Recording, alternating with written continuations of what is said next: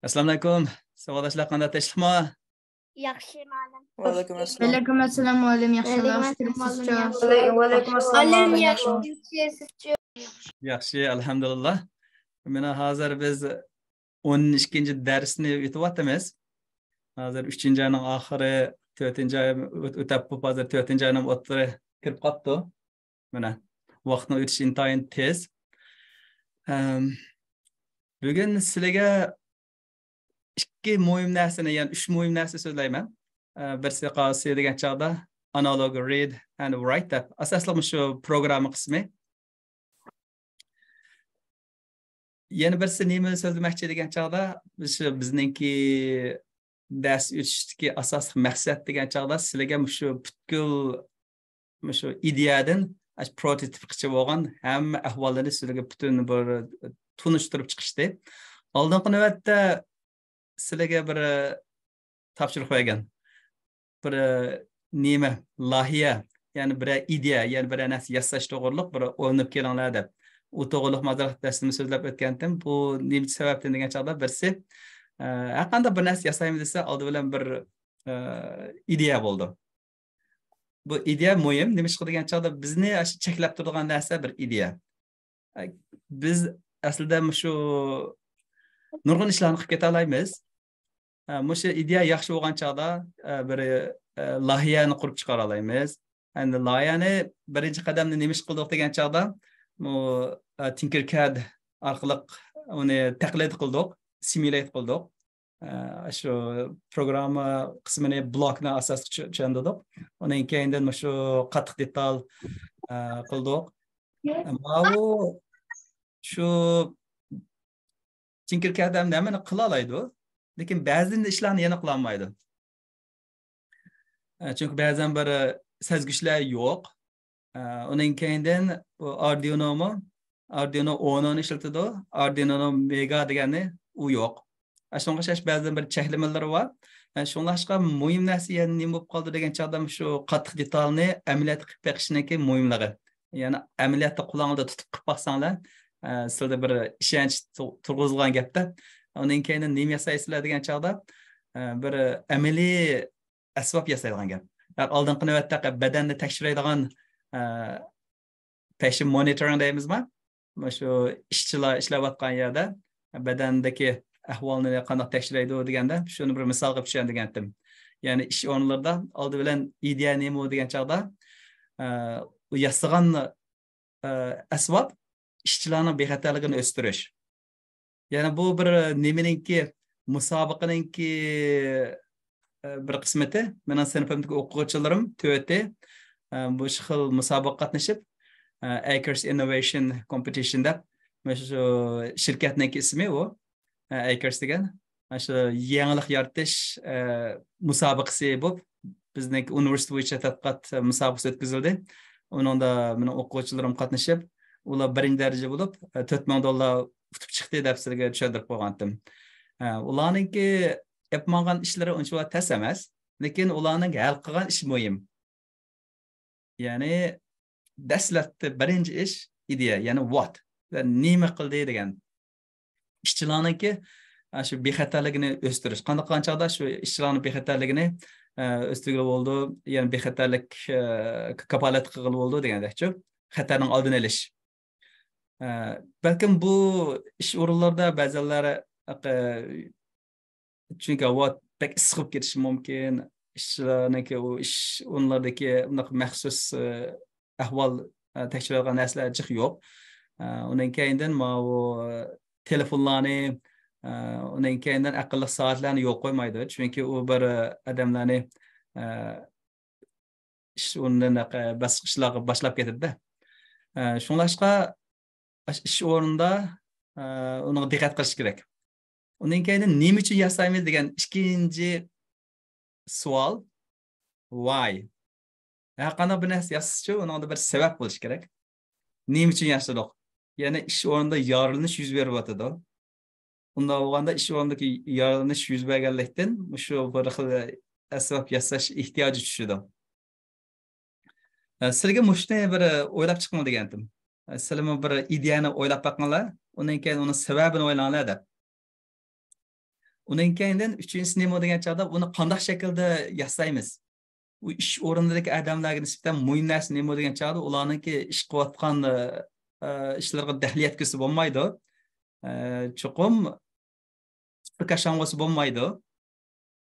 Uni daxl yetkazmaydigan loyiha tuzash kerak. Bir necha loyihalarni deb bergandim. Masalan, birsi qalpoq bor. Qalpoq kirgizvasi bo'ldi. Undan keyindan yana birsi chapan kiyib oldi. Ish chapini. İşçilerin çapını kivas buldu. Aşağıdan qo'shash har xil narsalarni o'ylashgan. Ya'ni buni shu daxli yetkazmaydigan shakl qilish kerak. Undan keyindan 4-chi narsa nima degan chog'da zodi bushniki foydasi eklamni kammamdi. Agar boshqalar allaqachon qilib bo'lgan bo'lsa, uningki zo'r bir nemisi yo'q. Foydasi kamaydi. Chuqum uningki ma'lum bir foyda yetkazgan bo'lish kerak.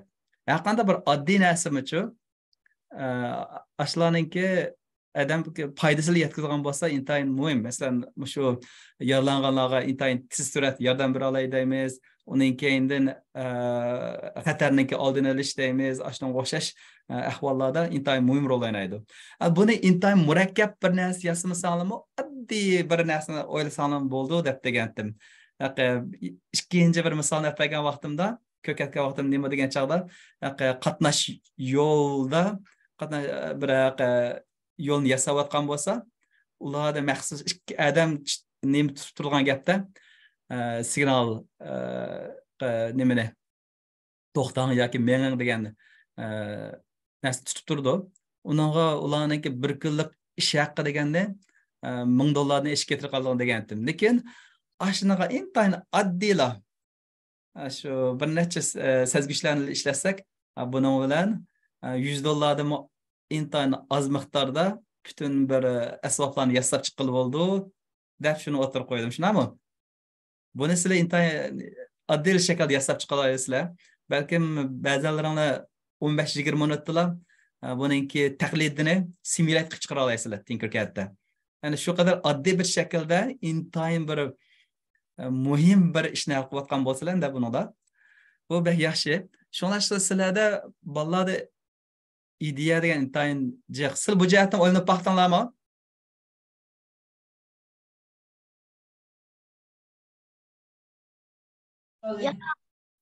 Yo'q. Unda bo'lsa sizcha dadash anashlar bilan so'zlashib baqinglar. Qanday narsadan qilsak bo'ldi, qanday bir ehtiyojimiz bor. Bugun sizlarga nima ko'kitib qo'ymaydigan chog'da smart garage deb. Ya'ni uyiningki mashina to'xtatish nemisi, aqlli mashina to'xtatish bir uy edi. Uning keyin biz oldin qilvatda yana xiljiq narsalarni so'zlab o'tgan. Buni yasagan chog'da qanday yasaymiz degan chog'da how deganda savolga bo'lgan chog'da buni nurg'ulg'an nimalar chiqadi. Mana loyiha bilan munosabatlik. Design qanday bo'lish kerak? Buni dastlabda yangi bir leksiya bergan vaqtimda buni so'zlab o'tgan. Bu mana mishada intayin muhim rol o'ynaydi. Agar sizda what, ya'ni ma'lum bir ideya kelgan bo'lsa, uning keyindan why, nima uchun qilmoqchi, uning keyindan how, ya'ni qanday qilish kerak. Mana qanday deganga bir savolga javob bermoqchi bo'lish uchun sizlarda tuvandikidek bir nima bo'lish kerak. Ammo bu hammasi emas. Lekin bir necha muhim deb qaraganlari. Masalan, u chiqim new deymiz, novel, ya'ni yangi bo'lish kerak. Go'zallik aesthetics deydi. Intan go'zal bo'lish kerak. Chunki odamlarni bir xil narsa bilan yasab, bir robotdek chiqarib qo'ysa bo'lmaydi. Uning keyin haqiqiy, uning keyin muhimligi qaratilgan. Chuqum undaq nim qilishlar emas. O'y xiyoliy ishlar emas. Chuqum bir haqiqiy bo'lish kerak. Yana bizda oddiy degancha bu nimaninki cho'ng shirkatlarninki eng muhim qaraldigan muhim bir nimasi. Shu oddiy deb bo'lishi. Masalan, Philipsniki bu bir nimasi bor. Har qanday Philipsniki bir yasagan narsalar qilsanglar, sense and simplicity deydi. Ya'ni oddiy bo'lish undan keyin bir haqiqiy bo'lish degandakchi. Chuqur bir make sense deb, ya'ni bir odamga bir foydasi bo'lgan, yana birisi chuqur oddiy bo'lish kerak. Murakkab narsani qilasdan bo'lmaydi. Undan keyin yana birisi chidamli bo'lish kerak. Chunki buni ishlatgan vaqtida uzun muddat ishlatadigan gap. Undan keyin qo'llanishchan deydi. O'ng'ayli shaklda qo'llana oladigan. Chunki buni balkim cho'ng yoshlar qo'llanib qolishi mumkin, kichik bolalar qo'llanib qolishi mumkin. Chuqur buni 15-20 yoshli odam qo'llanish kerak deb o'ylasak bo'lmaydi. Chuqur buni cho'ng yoshli odamlar ba'zan xatlarni aniq ko'ra olmaydi. Shunga xat aniq bo'lishi kerak. Uningga qo'llanishchanlik bo'lishi kerak, ya'ni o'ng'ayli qo'llana oladigan. Undan keyin uning foydali qismi deymiz. Chuqur odamlarga bizdan bir foyda kelish kerak. Qanchalik bir foydasi bor degandakchi.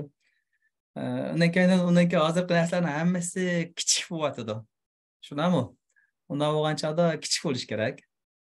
Muhitga ziyon yetkazmaslik kerak. Undan tushuntiruvchi bo'lish kerak degandek. Undan keyin yana sizlar o'ylab boqqanda yana boshqa narsa, kam qolgan narsalar bormi?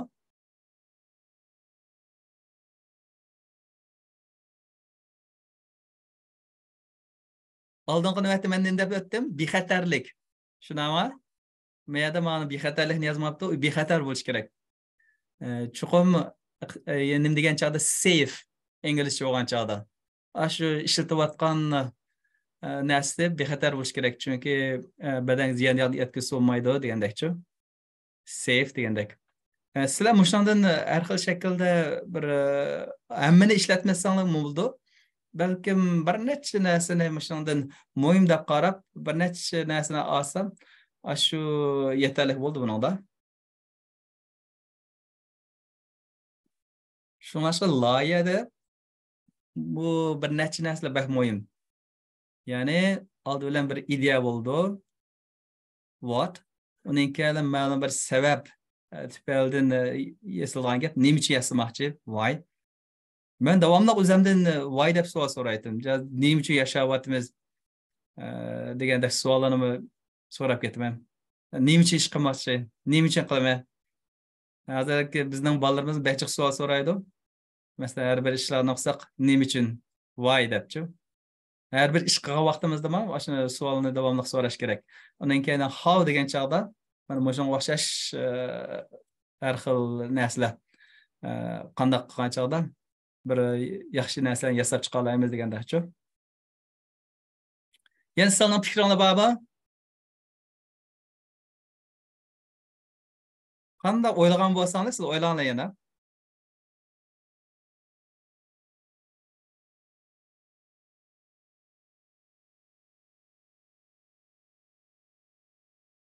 Ro'zada yerib qoldinglarmi? Undaqda hozir ikkinchi muhim mazmun nima degan chog'da o'sha analog kirish va chiqish deganni so'zlamoqchi. Buningda qanday degan chog'da oldingi navbatdagi muhim mazmunlarda shu raqamliq, ya'ni digital input output dedik, raqamli kirish va chiqish. Digital input va output. Ya'ni digital input output degan chog'da shu yuqoridagi nimalarni, putlarni, pins, ashlarni raqamni kirish va chiqish shaklida amini ishlatib oldim.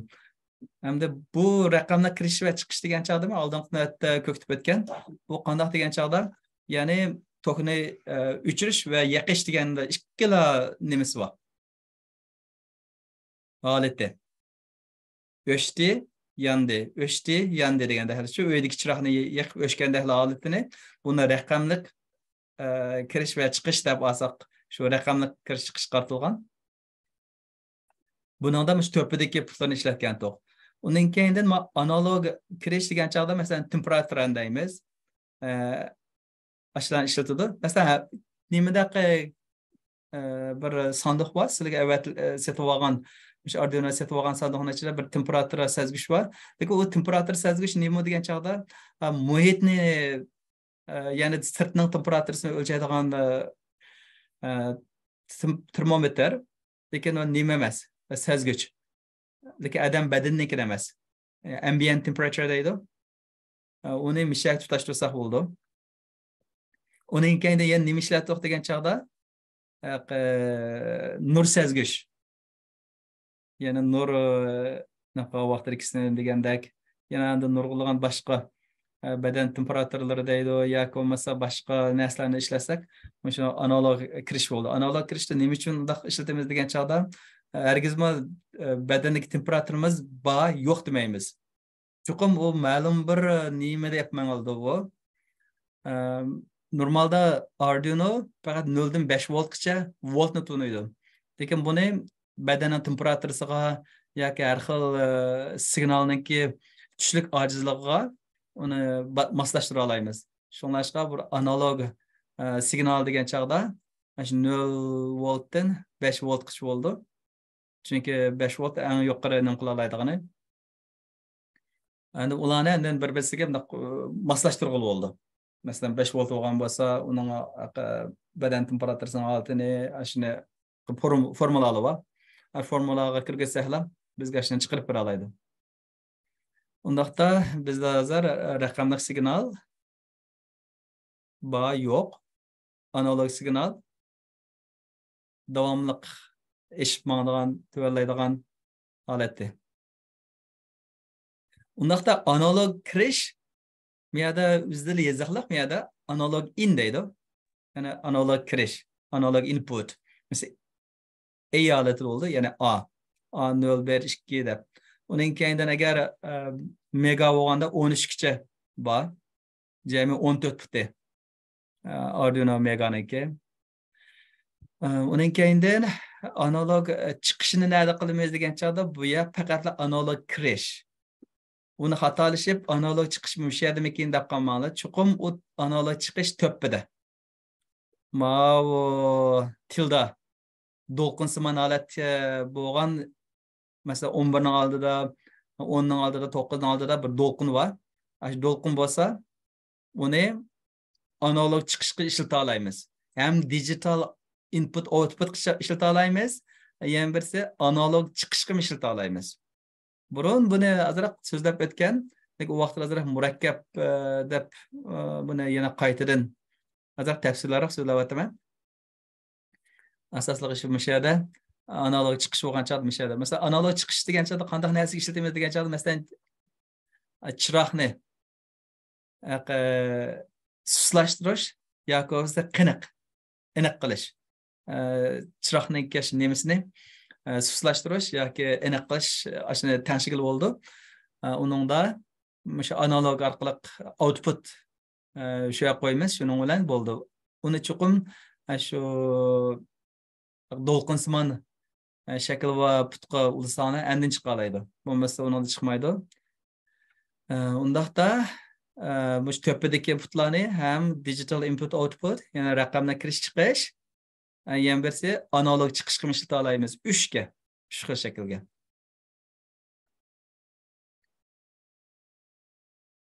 Shu asoslig'imi shu jahnas yo'q buningda. Arduino'da shu sezgichlarni qo'yasanglar, andin sezgichlarni naga ulaydigan qo'yasanglar, ashuning o'zi xilchiq ishlarni qilib bo'la olasizlar. Uning keyindan to'g'rida minglagan uchurlar bor. Qarasanglar, shu har xil misollar, har xil bolalarning qilayotgan ishlari, lekin bizning bu dars bo'lgan ekan, intayin sistemli qolat yapamiz. İnşallah ahirda sizlar yaxshi naf keta olasizlar. Andin yana nima o'tmoqchi degan chog'da, shuni qanday kontrol qilamiz deganda. Bu hamma narsani blok orqali qilib bo'lmaydi. Chuqum ma'lum bir kod yozib, intan murakkab narsalarni shu kod orqali qilmasa bo'lmaydi. Bizda masalan infrared IR sensor deymiz, yiroqni kontrollovchi. Masalan, shu yiroqni kontrollovchda buni blok orqali remote Mau sensor bo'ldi. Sensor, ma kontrollovch. Shundan mushani besish orqali ma kontrollovch, ana ma sezgich shuning bilan ashuni nima qila olamiz? Kontrol qilib bo'ldi. Lekin buni blok orqali qila olmaydi. Unga chuqur bir kod yozish kerak. Lekin kodim bak murakkab emas. Noyati 10 qor atrofida kod yozsa bo'ldi, lekin skopka degandek narsalarni ketadi unaqa. Shundan bo'lganda jami shu 10 qur tayyor kodini ishlatsak, uning keyinda har birisiga bir nomerlar bor. Xos nomer qoniga mos keldika, agar 0 besilsa degan chaqda buniga yana bir nomer mos keldi. Shunaqa sizlarniki shartli jumla bor. If else degandek narsalarni ashunga o'xshash narsani ishlatish orqali qilib keta olamiz. Shunlashqa shu ba'zi bir sezgich murakkab sistemlarni yasash ishlarida sizlar chuqur mana shu nimalarni qilmasanglar kod yasamasa bo'lmaydi. Ham kelgusi taraqqiyot ishimizga muhim. Shunlashqa shu kodini o'rganishimiz kerak. Bir yaxshi yeri nima degan chog'da sizlarga 2 hafta vaqt berman. Uning keyindan hozir analogni so'zlab o'tsak, 2 hafta jarayonida siz shu nimani koding qismini hozir o'rganib olinglar. Chunki shu nimaniki mengisini boshqaradigan narsa emas, Arduino'niki. Oldingi hafta bir necha narsani so'zlab o'tgan. Buning ichidagi qolsin so'zlab bo'ldik. Kimning esida bor danglar?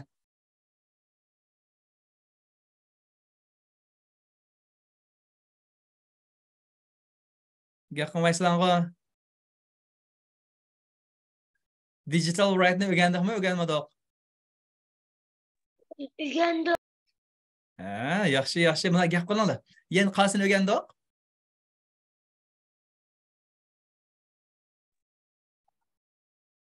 Analogni o'rgandik. Analogni ma'lum. Analog write-ni digital read degan o'rgandikmi? O'rgandik ma'lum. To'g'ri. Digital read degan o'rgandik. Digital write degan o'rgandik. Ana qarasangmi ikki raqamliq yozish. Mush sizlarning inglizcha bilan foydali. Mush digital write degani o'qisanglar, raqamliq yozish. And then digital read, raqamliq o'qish. Buni o'rganib bo'lgandik. Bugun kunlikda asosligi mana shu analog write bilan analog read degani ashni so'zlaymiz. Uning keyin nima serial communication o'rgandikmi, o'rganmadik? Oldingi darsni o'rgandik. To'g'ri. Oldingi darsda serial communication degani o'rgandik. Ya'ni sizlar shu nima bilan aloqa qila olasizlar degan gap. Shu sezgichlar bilan. Sezgichlarning miqdorini o'qish, ya'ni qimmatini. Uning keyin yoki uning holatini o'qish, yoki bo'lmasa shunaqa nisbatan bir aloqa. Shu sistem bilan aloqa qilmoqchi bo'lsa, yoki kompyuterga chiqarmoqchi bo'lsak, hamish serial communication orqali bo'ldi. Ya'ni serial communication-ni nima deb uyg'urcha degan tuqqa yodingizda bormi? Orqa ulanish deb, shunaqmi? Serial degan gap orqa degan gap. Ya'ni bir narxini ham birisi. Orqa ulanish deb shunaqa optika, shuna so'zladik. Hozir buni qasam bog'lab deymiz degan chaqda bu burun biz blocks orqali bo'lgan ba'zilaringlar buni o'rganib bo'ldik dedik. Dizaynerlar haqiqatan hamda blocks orqali tushunadigan vaqtimizda uning beqinda kodlar bor edi. Analog write, analog read deganlar. Shu analog yozish, analog o'qish deganlar.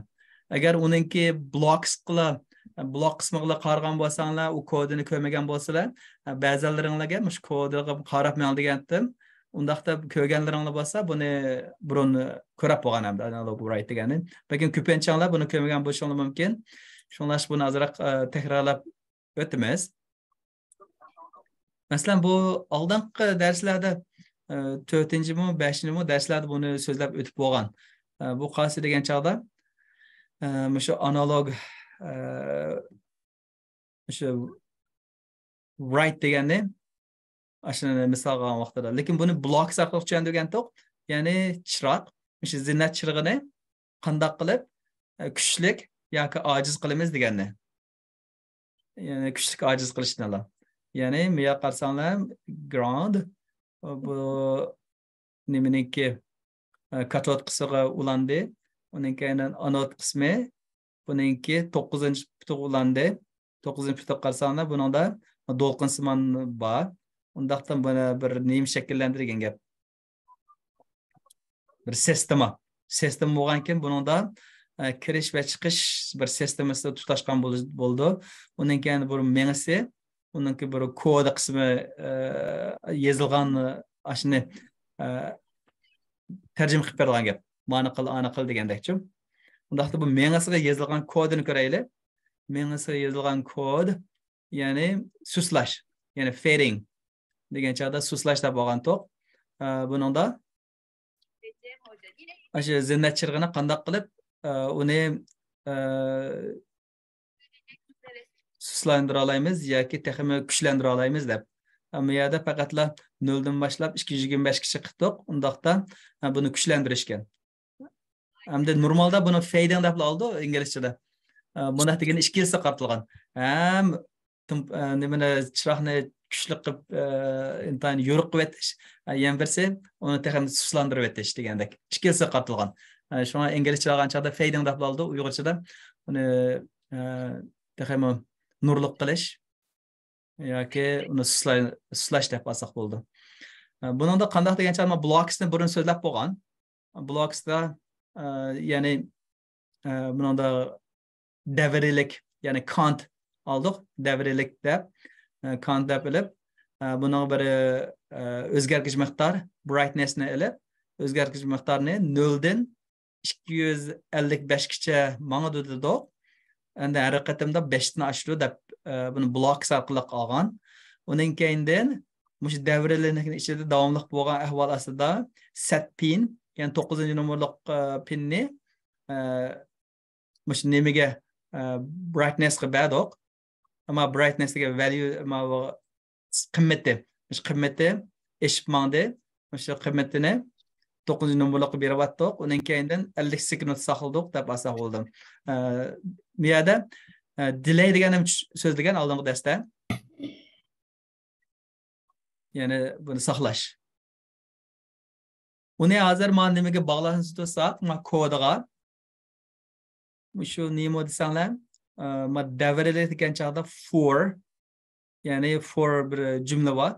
For degan jumla. Buni bachcha ishlatadi. Mayli C++ ishlatamisizlar, C shu R degan, Python degan hamma jumlada mush for deb ishlatadi. For demoqchi bo'lgani, mushuni shu davrda qiladi degan. Yema yapılalım zamanıma. Alama yapalım. Tez yema. To'xtanglar. Mana bu ikkisida bog'lashtirsanlar bo'ldi. Hozir sizlar shu kodini o'rganmoqchi bo'lsanglar, burun blocksni o'rganib qoldinglar, blocksni yaxshi bilsanglar, shu blocks bilan kodini ikkisini bir-biriga bog'lashtiringlar. Bu yerda count, bu yerda for. İkisi bir-biriga mos keldi. Undan keyindan shu davomliqla 3 qismdan tuzilgan. Ya'ni birinchi qismi 0 dan boshlandi degan gap. Brightness degani intan yo'riqligi 0 dan boshlandi. Undan keyindan oxirlashdi degan chog'da brightness, ya'ni 255 gacha. 0 dan 255 gacha. Mana bu yerga qartilgan. From to degan gap. Mesela from to degan qarsangiz, Ben berib adam o'tirib kelay anlamini qarsanglar, mana from to degan 0 dan 255 degan chog'da 0 dan 255 chiqdi brightness. Undan keyindan ya'ni up dedik, yuqorilatdik, down dedik, tuvan bo'ldi. Bishak o'zim talish bilan munosabatlik. Up degani talisanglar, eshib mangdi degan gap. Yani baş eshib mangdi degan gap menga brightness, ya'ni har qadamda bu degan bir davrilik tushlaydigan gap. Har qadamda tushilgan vaqtida 5 dan eshib mangdi. Ya'ni 0 dan 5 gacha. Undan keyindan ikkinchi qadamda 10, 15, 20 degandakchi mana eshib mangdi. Shuning bilan bu chiroq texmi kuchlandi degan gap.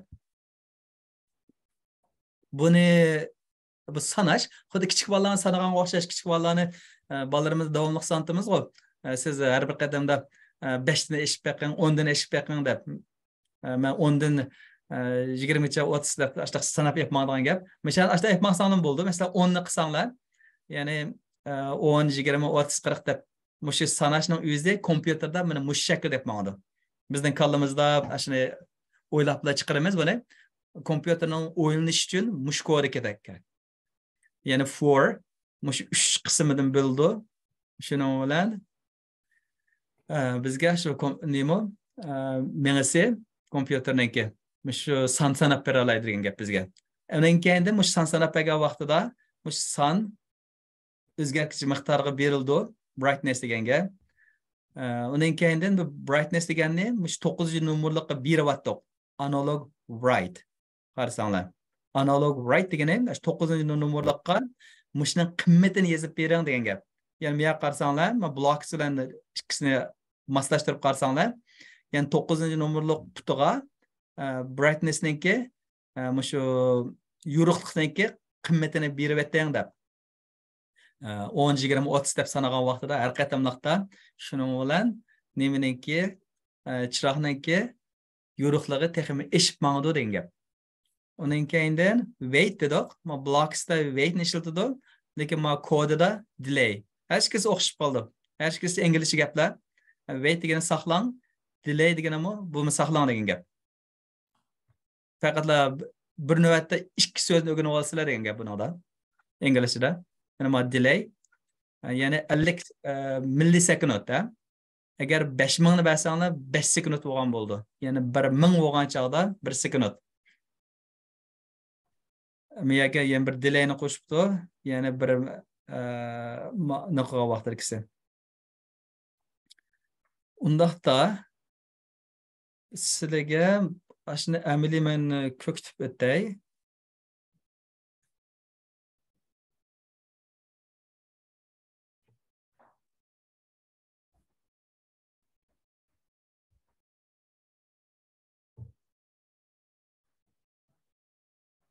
Ama bu Arduino chiqdimi? Muallim. Muallim. Yaxshi. Undaqda ABM'ga men sizlarga ko'rsatgan misolning o'zi shu. Mana bu yerda yerga tutashtirdik groundga. Bu chizinachirig'niki katod. Undan keyin bu anod qismi nimaga tutashtirgan chog'da mana bu 9 nomerlik tutashdi. Aslida mana evasa ham bo'ldi. Faqatla bu yerda shunaqa signalni sizlarga ko'rsatib o'tmoqchi. Masalan, buni oscilloscopni aytib turaylik.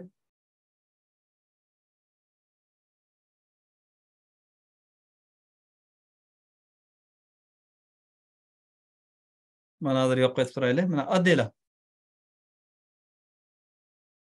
Qarsanglar, faqatla birla chiroq bor. Undan keyin bir qarshilik bor, chunki qarshilik o'sha zinachig'ini qo'g'dash rolini o'ynaydi. Sizlarga bu oddiy hozir buni eng dastlabki misollarda deb bo'lgan. Sizlarga oddiy shaklda bir ko'kitib chiqish uchun. Undan keyin ma kodni qarsanglar, buningki ma bu blocks qismi. Bu blocks kodi qismi, undan keyin ma bu amaliy kod, C++ kod. Mana qarsanglar C++. Hozir so'zlagan ma brightness davrilik for degani intayin bir muqim bu. Ashuni qanday shaklda qildik deganni o'qib olsanglar, buni hammaga ishlatib olasizlar. Masalan, buni servoga ishlasanglar bo'ldi. Har bir qanchalik eshib menish kerak, az-azdan qilsanglar yoki servo bright degan vaqtida 90 gradus yoki 45 gradus deb biroqli qilsanglar bo'ldi, yoki bo'lmasa eshib menish, chiroq qo'yi har xil narsaga ishlata olasizlar. Motor degandek. Undan keyin mana bu analog write degan kod qismi. Undan keyindan buni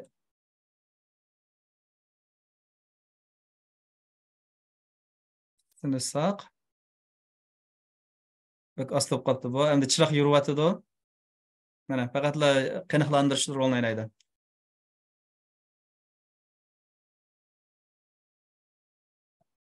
Bu o'sha chiroqni qanday qilib kuchlantirish. Shunday mesela qarsanglar. Koda qarsanglar. Buni bechiq so'zlab ketmay, allaqachon so'zlab qo'ygan bo'lgan ekan.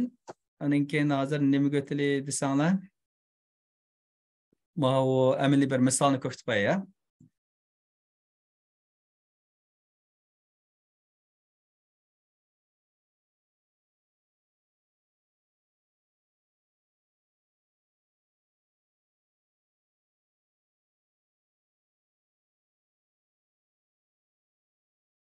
Mana keyin so'zlab beray hozir bir misol hozir 40 necha o'tib ketdi, bak keyingi so'zlayotmaylik.